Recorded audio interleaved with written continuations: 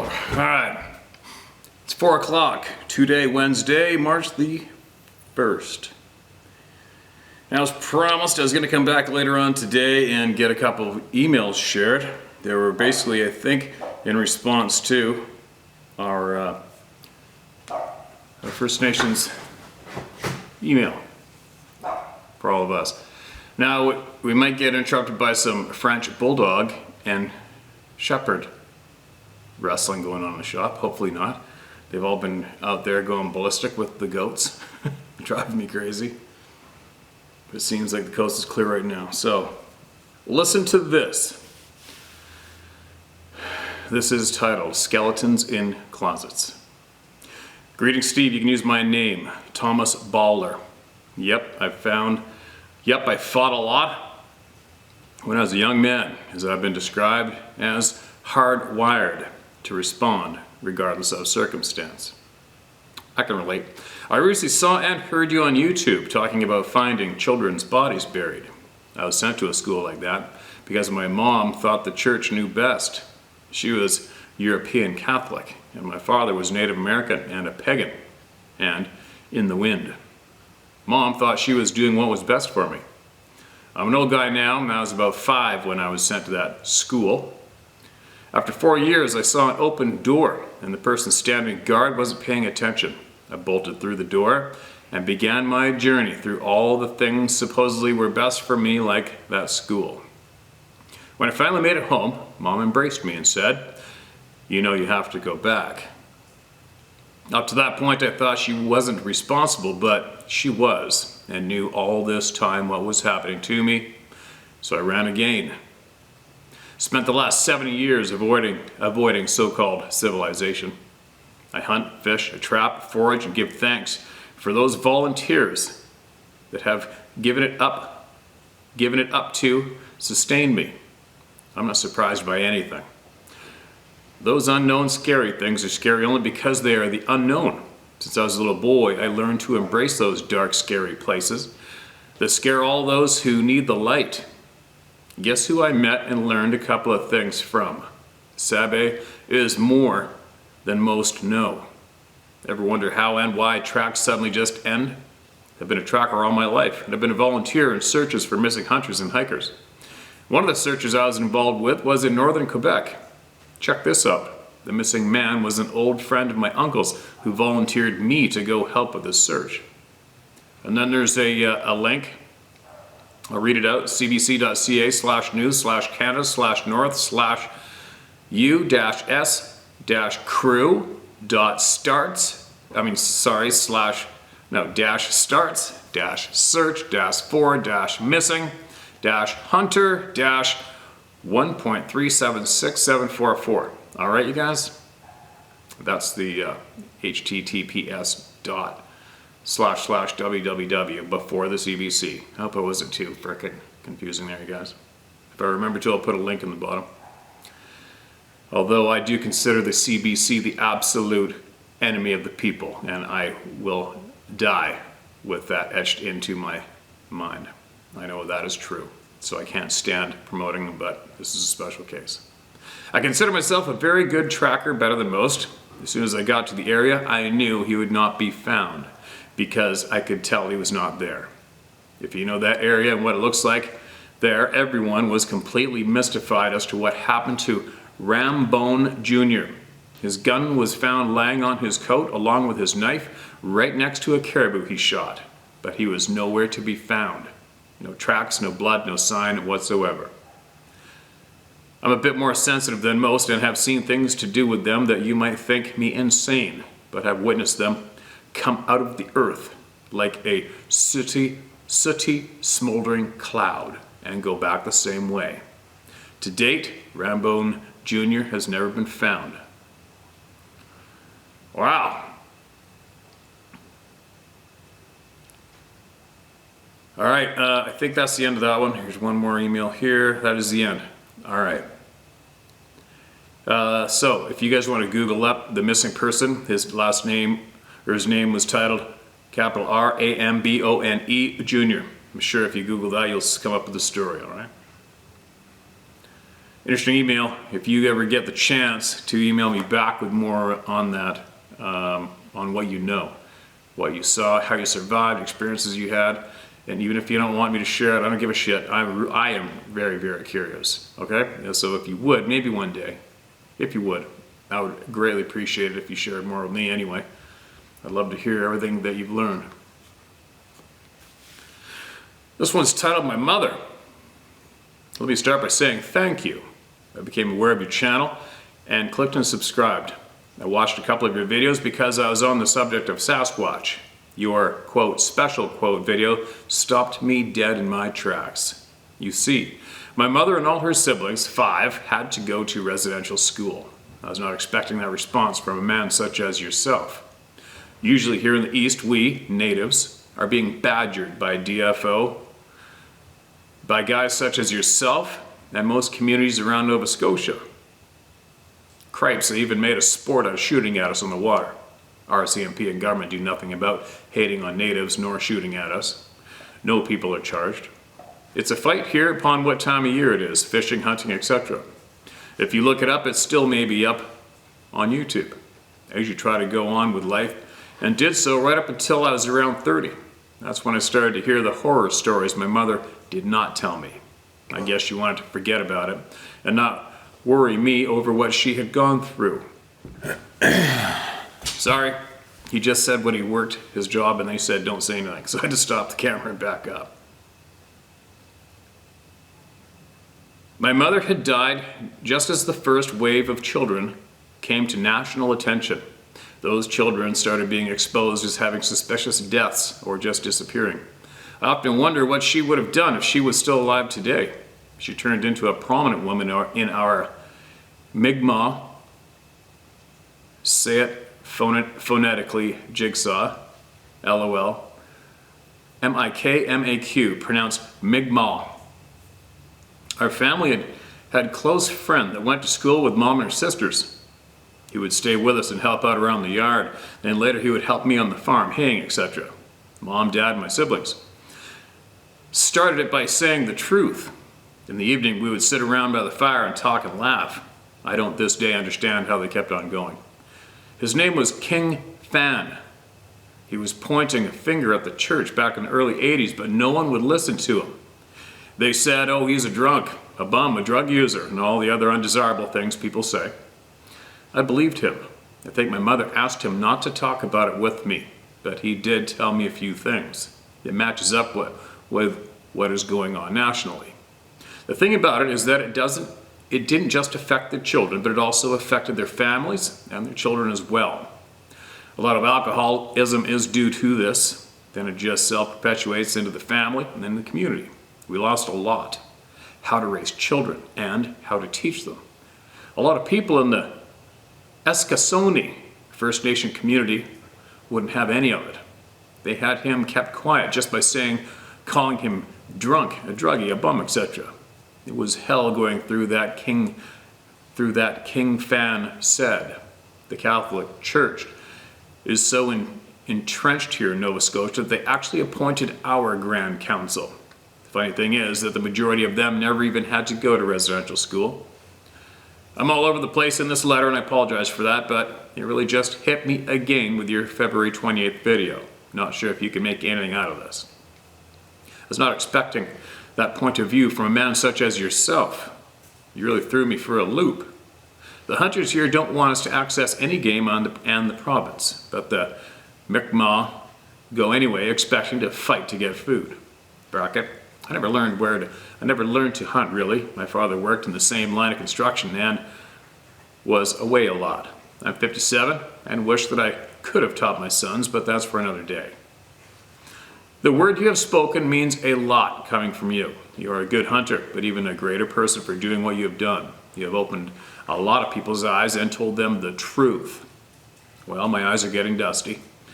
I guess what I wanted to say was thank you. I sincerely thank you. Signed, Bob's your uncle. And then he went on, he left a meme here. I believe that's Geronimo, is the photograph. And it says, The biggest genocide in human history didn't happen in Nazi Germany, but on American soil. 100 million Native Americans were slaughtered and lost their homeland. Historical fact, most of the people doing the slaughtering were Christians. Sorry if you can't handle the truth. Indigenous people of America. Yeah, they killed a lot of people, man. One thing all human beings on the planet have been pretty good at is killing each other, right? And believe me, when you say taken back coming from a man such as yourself, I don't take that as insulting. I don't get it. I don't have offended in me. I understand what you're saying. And I don't blame, how am I going to say this? There is a lot of divide, especially where I live. I mean, and I don't blame anybody. I'll drive down the road right here. I have to drive through a Native community right down the road here. Sometimes there'll be like a teenage boy, Native boy walking up the road. He'll turn around, look at me and see I'm a white guy and just flip me the bird with a look of rage in his face. I know he doesn't know me. He doesn't know who I am. And it's not personal and it doesn't upset me. It's like, well, it's unfortunate, you know, or I'll be waiting to hang a right at the intersection up by the Orange Bridge up here. I stopped to let somebody go in ahead of me, and the next truck was a bunch of Native guys, and I started screaming swear words at me for holding up traffic. Calling me names. That's okay. I know that it's nothing personal, right? But what I'm getting at is there's a lot of divide, a lot of anger in our communities, and I put 100% blame on those filthy, dirty, sleazy bastards in Ottawa. In our country anyways. I'm sure it's probably the same in the States, but I put 110% blame on them. Because the truth of the matter is we are all one. There's no getting around it. We are all one. And I grew up on Vancouver Island. I grew up with friends of mine. All communities, all shades of color under the frickin' sun. I didn't know any different. We didn't hate each other. We were all friends. Always were. Still are. But we didn't have that divide hammered into us, right?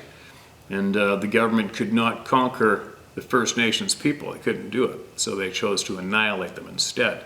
Imagine the threat to the First Nations people and all other newcomers if they all treated each other and walked shoulder to shoulder out, all as one, right?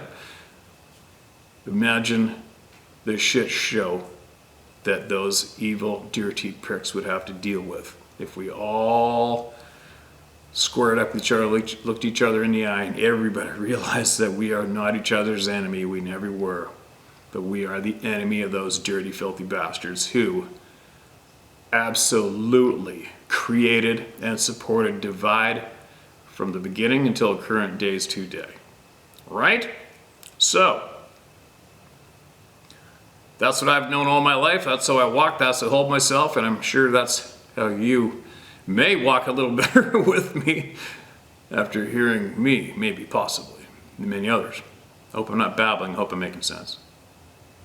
But anyway, I don't know, maybe I can be the one. Maybe I can be the one to remind everybody that we are all one and that there is nothing but good in between us if we let it flow that direction back and forth and realize who the real true culprits are, right? And that is the people, the Gov. The Catholic Church, teach their own. I'm sure there is a lot of good Catholics out there somewhere. I better bite my lip, right? You guys probably know what my stance would be on that topic. Anyway, I'm super glad you emailed me. I'd love if you emailed me again, and if you could email me anything, any kind of tidbit, a little bit of knowledge you may have that you feel I may better me or better the people. I would love for you to email us all back and more. All right? Because we're here, right here. We are all one. We always have been, we always will be, and nothing will ever come in here and divide us ever, ever, ever again, or ever, period. That's the way we roll. All right? Now, I think I had some more in here, but I thought I'd share those too. Those are important emails, and those are right in line, in a way, with, possibly, with our previous email the other night. Let me have a look in here and see what else I got. Alright, I searched, just a quick search, First Nation, those two words in my notes, and I come up with one here I'm going to read quick, and then I'm going to get going, alright? Both the dogs are in here, seem fairly tame. Regarding your rants, this letter is for you. If I may be so bold as to say, we all need to rant and rave to let our inner voices speak. This is response to your inner voice speaking about God not helping those who have loss of life in the Holocaust, the Jewish brothers and sisters. Like you say, let your voice be heard. I'm hearing you. My husband and I have the most love and respect for you because you let your inner voice speak. Mr. Isdall, if anyone say they know why to your questions you asked, it's likely they don't have answers to answer the profound questions you have asked. As a First Nation elder, we were taught lessons about life, good and bad. Every tribal and nations believe in some kind of God that will take care of them. Sorry about the dogs. What I'm trying to say is, God has spoken to you. Every time you are in a location and recognize the awesome beauty and the feeling of being insignificant, we are. But you and everyone are loved by this God whose ways we don't fully understand. So when people start telling you God is returning, you may reply with scripture. No one knows when and the time of the Christ return. But as time goes on, our world has never been a place of total peace. In the Bible, there seems to be man against man forever. We are taught lessons that man has a will, that the sin nature is in all of us. We all get angry and some cannot contain their anger and takes on the illusions of being God. From what I understand, that's when one will take human life. There are many today who are doing the same. They think that they are above all. My husband and I watch as this world is revealing to us what God tried to tell us, that there is evil in this world. You know it, so does many others. I pray you will find wisdom in your life and peace, knowing that all mankind has problems that cannot be solved, but by the belief that there is a being, God, who truly loves us and wants us to be happy. Remember that as long as mankind thinks they know better than anyone else, there is probably no peace to be found. Always let your inner voices speak loud and clear. I hope I didn't insult you and your integrity. Sincerely, your friends Arlene and Vincent Boyd, Port Angeles, Washington.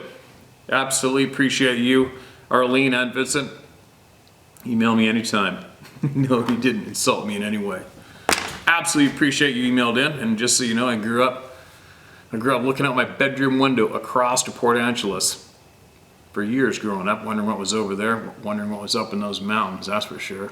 Or when I got older, I bought my first boat, 15.5-foot Hurston with a 50-horse outboard on it, and I almost made it all the way across because I wanted to go look. And I chickened out.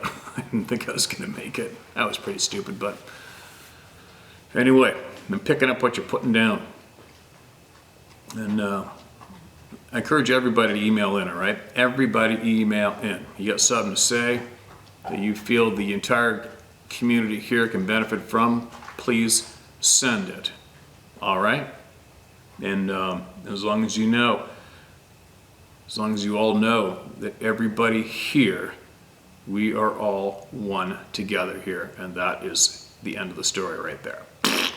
There's no variations, no ands, ifs, or buts, or fighting it. We're all one. And as soon as everybody starts realizing that and acting like that, then everybody will probably be about 500 times happier, I'll guarantee it, after we do a little bit of cleanup together, right? Anyway. Oh, all right, I'm going to toss in one more here, and then I'm going to get out there and get the horses fed and put away and on and on. It's titled, So Many Encounters, / My Husband is Now a Believer. I'm not sure how much to put in here. I tend to get sidetracked a bit. I'll start by telling you a bit about myself. I'm Native American. Father, full-blood Chinook. Mother, full-blood Dutch. Yeah, I know, right? I grew up in the 60s being called a half-breed and not allowed at Dutch grandma's house. Her loss. So I identify as a Native American when asked. I believe I heard somewhere that the old man of the woods can identify DNA just by sniffing at the body. Well, I have a story for that one too, but I need to let you know that my first encounter is when I was a teen in the early 70s. Leave the following part out, please.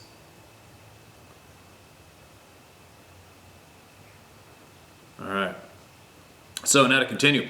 We were driving on the 2000 line on the logging road not far from our home. It was a beautiful sunny day, no wind, just perfect weather. It was a steady climb and we weren't going much more than 25 miles per hour. The right side of the road was an almost straight down drop for several hundred feet that would lead back to the part of the road that we had just been on. So we're coming up the hill and all of a sudden this huge, hairy creature was running onto the road from that steep hillside. My stepdad stopped the car within about 20 feet of this creature. He estimated later that this thing was at least 9 feet tall. The creature stopped when we did, and his body was sideways to our car, and he turned his upper body toward us and looked right at us. I was speechless, and I couldn't have moved if I needed to. I didn't even notice the feet much, as I was too busy looking at the eyes and the expression on his face. He really looked pissed. His head was like human, an ape, all at once, but the arms and his body were covered with very long hair. His arms hung down past the knees, and the hands were so big, and were also covered with long hair. The shoulders were so wide I could swear they were almost as wide as our car, a sedan. I forget what kind it was. I believe a Buick, but not like that matters much, I guess. The point is, he was so huge. I had nightmares for months after this encounter. I kept seeing that pissed off look on his face. The hair was a reddish brown and very long over his entire body except his face. It's funny, I don't recall many other features about his face except it was so human-like. It was those dark brown eyes and the angry look that I saw and couldn't take my eyes from that stare of his. He turned and ran away from the car towards a creek bed a few hundred yards away. When he turned to leave, he shot away from us so fast, I swear everything was a blur of fur. I remember vividly that long fur flowing in a blurry haze as he left us in the dust. He cleared the creek, just a shallow stream that was about 10 or more feet across. He just stepped right over it and at a dead run and up the wooded hillside and was gone in a flash. It was like It was like lightning fast. Unbelievable, but it happened. I don't remember the trip home. I was shaking, but I honestly don't remember anything until much later that evening. My parents ran a restaurant in Nema, and we lived next to it. Nema is pronounced Nema. Of course it is. Anyway, my stepdad got a few people together from the cafe and they went back up there. They found the footprints on the other side of the creek and one was like a club foot. It showed no toes. They found blood and hair near a log, which they took, and a friend of the family knew where to send it. The official story on the hair was that it was not anything that is known to exist there. I wish I could say that's it for me, but I seem to attract them, as well as UFOs. My mom was there for that one. I should point out also that my mom, when she was growing up, the 30s in our hometown of Bay Center, which is connected to the rest of the world by a dike road, LOL, it was only accessible by boat for a long time. I mention that because the Sasquatch creatures would walk the beach from the mainland when the tide was out to harvest the butter clams and whatever else they wanted, I guess. But my mom told me this past year that the elders would always warn the kids at certain times not to go on the beach for a while because they were back. Anyway, since I've been married to my now husband, we camp a lot in both Oregon and Washington. There's only been 1 or 2 places that we camped that we didn't hear or experience something. And we've been camping a lot over the past 10 years. I've heard them mimic owls, a dog, make oriental sounds, howling, and I had one literally sniff my head through our tent. I literally felt the nose press against my head through the tent and sniff firmly at the top of my head. It totally freaked me out. My husband said that if anyone wants to experience something that has to do with the Sasquatch, they should follow us camping, LOL. But I wouldn't tempt the creatures to get angry with me. I leave apples and other food items every time we hear them so they know I know. And it's like a peace offering for disturbing their home. I don't know if it helps, but I dread the time we run into an angry one. It terrifies me. But we love to camp. And since we are 60-ish now, we are stubborn enough to keep on camping and hoping that we keep on their good side. If not, we're always armed to the teeth. Too stubborn to quit. Good for you. Thanks for your platform. It's an amazing thing that you have accomplished with this platform and with your life. You've been truly blessed. You've also been chosen. Watch your back and stay steady. Karen and Mike, Vancouver, Washington. Appreciate you, Karen and Mike. Sounds like you've got a shit pile of great stories and experiences. You put them in a book. But if you want to email us back with anything else, please do. You hear that rain out there? It is absolutely pissing. It was a blizzard all day today while I was out. The nose in the tent touching your head, that is such, for any kind of intelligent being, that is such a high risk move. You know what I mean? Whether you're a human being or upright, hairy, forest person, whatever have you, that is such a frickin' gamble these days with how many people are armed to the T's and would just as soon yank that trigger through that tent wall or camper door or window, right? Resulting in chaos. Crazy the shit they do. I guess maybe they just know. I do know that they do know the demeanors of people. I know that for a fact from the numerous stories I gathered way before I came out publicly on this platform. They know our demeanors, that is for certain. Anyway, I can babble on. This wasn't meant to have any Sasquatch stories directly, but more I just wanted to make sure the First Nations people had emailed me in response to the other email from my superhero lady friends were heard. And if any of you want to, anybody wants to email me more on whatever topic you want, go ahead and give her, all right? If it's important, you want to get it off your chest, get it shared, it's knowledge that needs to be heard, get it to me. I'll share it. And especially if it's truth about the dirty, filthy bastards who are responsible for all the grief in our lives today. And you know who they are. There you go. Talk to you guys shortly.